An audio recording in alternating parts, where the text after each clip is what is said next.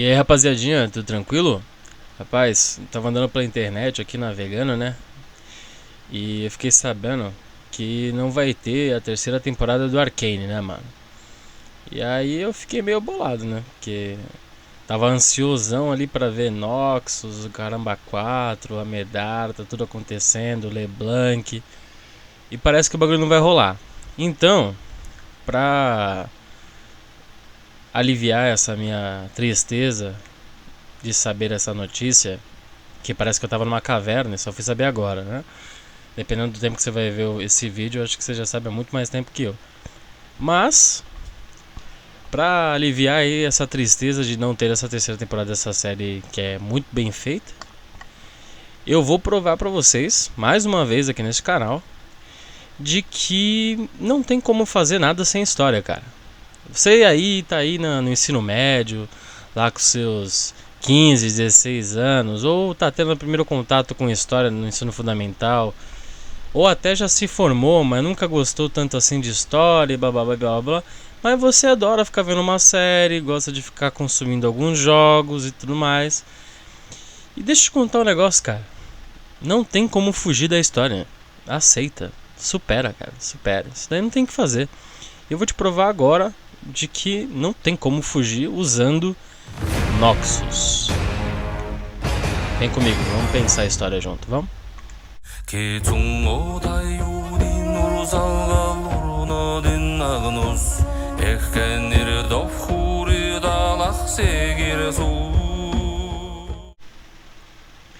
É o seguinte, Noxus é uma civilização, né, o império do universo de Arcane, no caso o universo de Runeterra, que começou com o jogo do League of Legends e foi muito bem mais melhorado ali com Arcane, se tornou realmente uma obra que ultrapassou os limites dos jogos e foi para mainstream, Netflix e os caramba 4.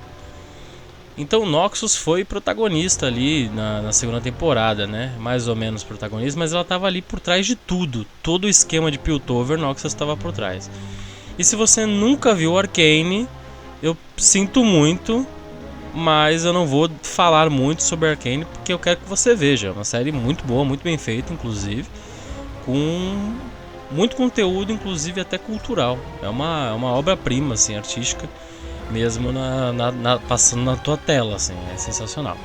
Mas vamos focar em Noxus. Noxus, então, ela seria uma civilização que foi forjada em sangue, em guerras, em expansão. Eles são extremamente conhecidos por serem expansionistas, militares, a cultura dele é completamente belicosa. Eles têm um sistema que eles meio que se intitulam ou têm esse discurso da meritocracia, né? Porque não importa se você a sua origem, se você for o melhor naquilo, você vai subir no escalão de Noxus. Eles estão mais preocupados com qualidade de seus membros, né, do que a quantidade de pessoas ali. A quantidade para eles só importa na hora de pagar imposto. Só isso, padrão. E como que eu quero colocar a história no meio disso tudo, né? Bem simples.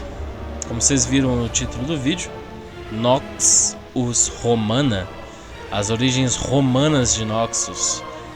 Noxus é basicamente, a história de Noxus basicamente é todo um paralelo com a história de Roma, mais especificamente do período monárquico de Roma, né? Que Roma foi dividida em 3 períodos, né? Monarquia, República e Império. Mas para não ficar muito chato aqui, eu não vou ficar dando uma aulinha assim devagar. Vamos tocar o negócio aqui.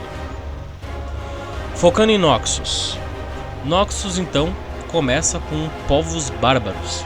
Eram povos tribais que viviam na região e eles começaram a ser extremamente belicosos. Eles foram lutando, eles eram bem belicosos, lutavam e tal. Só que no meio disso tudo surge um nome: San Uzal. Apareceu recentemente no League of Legends esse nome, como skin do Mordekaiser, que era o nome de Mordekaiser antes dele cair. San Uzal, ele era um líder cruel, ele era convicto de sua glória. Ele liderou muitos desses povos em seus conflitos e unificou todos aqueles povos sob sua tirania, sob sua força. E quando ele morre, né, com aquela grandiosidade dele, ele acredita que ele vai sentar ao lado dos deuses. Mas não é isso que acontece. Ele vai parar no submundo. E lá, no mundo dos mortos, ele aprende uma língua necromântica, a língua dos mortos, dos espíritos. E com isso, ele consegue sussurrar para as pessoas da Terra, de Runeterra, mais especificamente para um grupo de feiticeiros que queriam utilizar várias formas vis para a conquista de poder. Começam a sussurrar, ele começa a sussurrar seu nome para que ele seja invocado. E assim esses feiticeiros necromânticos trazem o espírito de São Uzal e colocam ele dentro de uma armadura de ferro especial. Ele engana todos fazendo isso e consegue usurpar ali todos os feiticeiros e virar novamente um grande tirano, só que agora imortal e necromante, né? Toda a força e glória que ele tinha quando vivo, ele mantém agora como uma espécie de Lich, né? Um Revenant, que é uma criatura folclórica, inclusive da Europa. E ele se intitula Mordekaiser. Essa é uma parte interessante, porque o nome dele é uma junção de duas palavras germânicas, né? Morde sendo morte ou assassinato, alguma coisa assim, e Kaiser é imperador. E olha só, Kaiser, da língua germânica, quer dizer César. Não sei se você já ouviu falar aí o Augusto César, né? Júlio César. César é o título utilizado por imperadores de Roma. Então é muito nítido aí, já uma leve inspiração que a gente vai ter. Mas pois bem, ele se intitula então como Mordekaiser e funda o Bastião Imortal. Tem aí séculos de sua tirania, até que um grupo oculto, liderados até onde ouvi por aí por uma maga chamada LeBlanc, muito antiga na história do jogo. Esse grupinho trai as forças de Mordekaiser e conseguem selá-lo embaixo do Bastião Imortal, mandar ele de volta lá para o mundo dos mortos. E a partir daí Noxus começa a ter um governo mais focado em generais militares, mais especificamente um que durou aí tempos, que é o Barão Darkwill. Até onde eu vi, eu entendo que o Barão Darkwill ele foi controlado por LeBlanc por bastante tempo, né? E a LeBlanc em si, ela tem essa sociedade secreta, ela tem um nome, né? Que é a Rosa Negra. Inclusive ela aparece no Arcane em algumas cenas. Mas esse nome, Rosa Negra, está em todo o universo aí de League of Legends, inclusive. Depois que o Barão Darkwill começa a ter sua linhagem, a gente vai ter o tempo atual, mais ou menos, do que está acontecendo em Runeterra, que é a inauguração do Trifarix, né? Um sistema triplo de poder, onde Barão Darkwill é deposto ou morto, e no lugar dele fica Swain, Darius e o Sem Rosto. Swain aí sendo o estrategista, o Darius a força bélica, o general, e o Sem Rosto a força dos assassinos por trás da organização do governo ali de Noxus. Pois bem, e como isso tem a ver com Roma, meu caro? É aí que eu digo, tudo a ver. Vamos lá. Roma, então, ela tem duas origens, tá? Ela vai ter a origem mitológica de dois semideuses, filhos do deus Marte, que é o deus da guerra, que é o Rômulo e Remo. Os dois, então, eles são deixados num rio e é amamentada por uma loba. Eles crescem, unificam os povos, depõem um rei tirano que tinha no lugar e brigam entre si porque eles discordavam de como deveria ser a sua civilização. No final, quem vence é Rômulo, e é fundada a cidade de Roma, na região do Lácio, próximo do rio Tibre. E tem a origem histórica. A origem histórica, ela vai afirmar que os povos que viviam na região do Lácio eram, em sua maioria, camponeses. E com o tempo, eles se assentaram naquela região do Tibre e tiveram uma monarquia. Fundaram uma monarquia, ou seja, reis. O primeiro rei, Rômulo, até onde se sabe. Isso aconteceu em 753 a.C. O que aconteceu para Roma chegar de camponeses, que a gente entende, para um grande império que a gente escuta nas aulas e tudo mais? Bem, alguns vão dizer a seguinte afirmação: os povos camponeses, quando fundaram a cidade de Roma, eles viviam com vizinhos extremamente belicosos. Eles já eram, os seus vizinhos já eram conhecidos por terem armas e armaduras e terem costume de ataques. Então, para proteger a cidade de Roma, aqueles camponeses começaram a criar uma cultura cada vez mais militar. E isso parece coerente quando você vê que o mito de fundação mitológica de Roma vai ser Rômulo e Remo, semideuses de Marte. Marte sendo o deus da guerra. Então eles colocam como o nascimento de Roma nascendo com esse espírito de guerra, o espírito da disciplina militar. E isso foi feito exatamente para construir uma forma de se defender dos vizinhos que estavam ao redor. E com isso nasce o que hoje a gente pode chamar como guerra preventiva, né? Mas na época deles não existia esse termo. Na verdade, era como se fossem discursos para justificar toda aquela movimentação de homens que precisavam se armar para lutar contra seus vizinhos. E basicamente era algo como neutralização de problemas, de ameaças. Então eles justificavam uma expansão, atacar seus vizinhos para que eles não sejam atacados. Atacar antes de ser atacado. Entende? Assim, Roma começou a cada vez mais investir nessa belicosidade e expansão. Belicosidade e expansão. Nós podemos ver as muralhas que tem ao redor de Roma e toda a herança de exército que é formado em Roma com seus legionários e toda a estratégia romana também em torno da guerra. Mas isso a gente pode deixar, quem sabe, para um próximo vídeo. Aqui eu quero focar nessa relação dos dois. E aonde que entra a conexão de Noxus e Roma nesse aspecto? No momento em que entra a dinastia de reis etruscos de 616 e 509 a.C. Por quê? Bem, os etruscos foram um povo que viveu na Etrúria, na Península Itálica também, ao sul do rio Arno e ao norte do rio Tibre, mais ou menos na área equivalente da atual Toscana. Eles se tornaram reis em Roma. Tiveram 3, inclusive. Mas o ápice do problema foi com o terceiro deles, Tarquínio o Soberbo.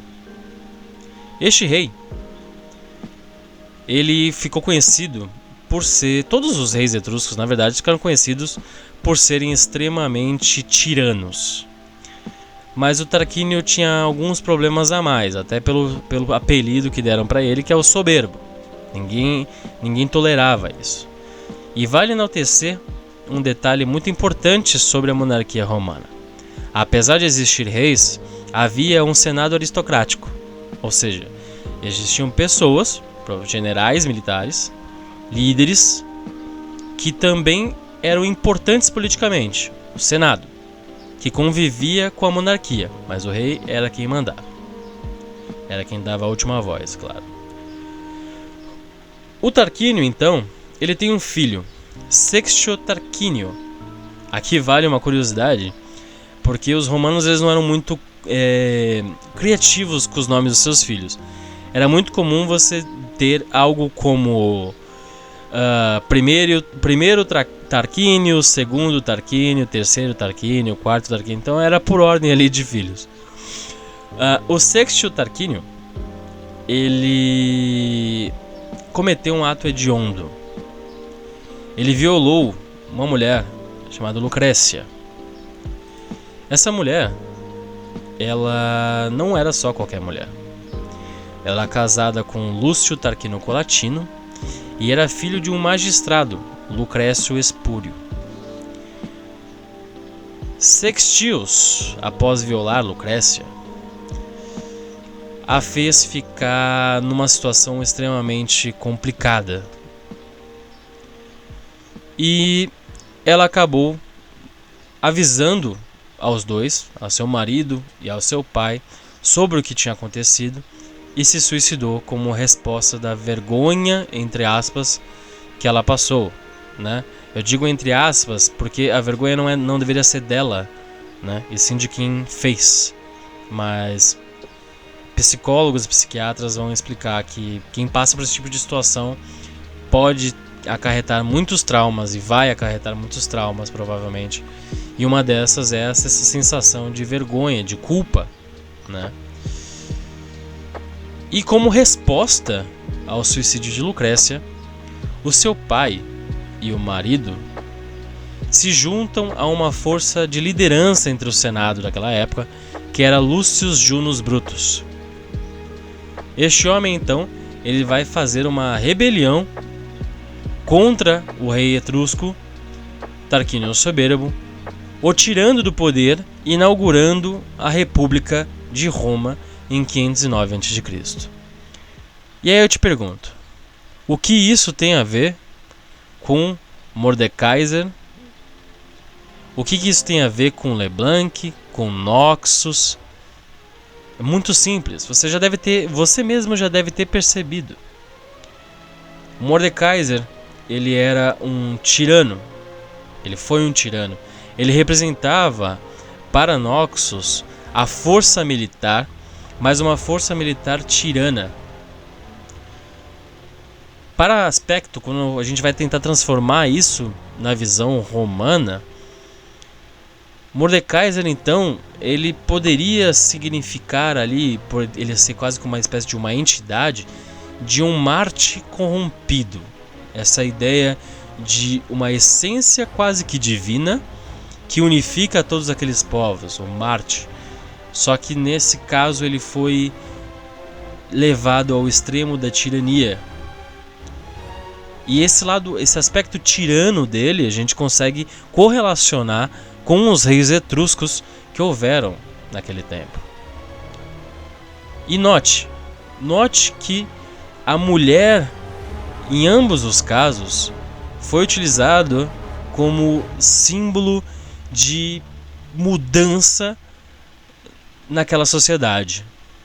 Mordekaiser foi traído por influência de Leblanc e Tarquínio deposto após a tragédia de Lucrécia. Depois que muda o jogo, em Noxus a gente vai ver isso acontecendo depois de um certo tempo, né? Nós vamos ter como consequência disso um novo sistema de poder. O Noxus vai criar Trifarix, que é um poder tripartido, aonde não há mais uma só cabeça pensando, com a justificativa exatamente de que Noxus nunca mais deveria ficar sob o comando de apenas um único líder, para que tivesse mais coesão, mais disciplina, mais conversa, para que não tivesse tomado medidas erradas, porque Baron Darkwill, ele tomava decisões que eram extremamente prejudiciais para Noxus. Foi ele que causou a guerra de Noxus contra Ionia, até onde eu não me engano. Assim como, por influência da Leblanc ali por trás, o Baron Darkwill também mandou o Darius para longe. Basicamente, Noxus estava vivendo guerras em todas as frontes que eles tinham. Então, ele é deposto, Swain entra no poder, intitula que agora vai ter um novo sistema de poder, que é o Trifarix, colocando Darius, Swain e a Ordem dos Assassinos, como havia falado. Já Roma, a resposta dos romanos, vindo do nosso querido Brutus, foi a criação da República, que é basicamente um poder dividido. O que Noxus divide em 3, Roma dividiu em vários, com a criação do Senado e do Conselho Romano. Mas ambas as histórias, além de ter todas essas conexões que já foram enaltecidas, também vão ter um nuance muito interessante, que é um medo perpetuado por toda a sociedade a partir do marco principal, que no caso é Mordekaiser para Noxus e os etruscos para os romanos, um medo de um retorno. Noxus vive à sombra da volta do Revenant de Ferro, o medo de Mordekaiser retornar. Já Roma, desde a sua época da República até o final da República, nós vamos ter alguns problemas que vão ser sempre enaltecidos por senadores.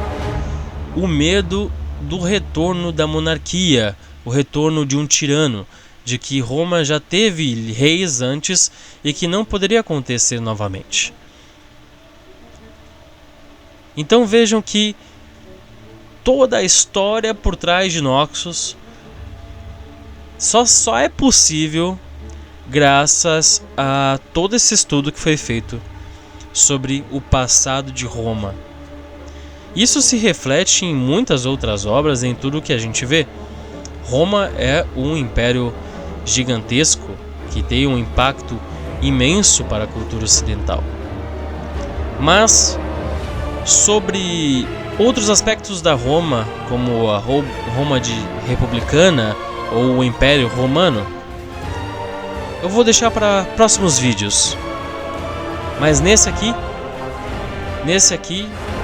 vocês acabam de aprender toda a origem do que foi, claro, de forma bem resumida, do que foi o período monárquico romano, o nascimento do povo romano, atrelado a todo o nascimento noxiano. E aí? Você ainda acha que não tem história?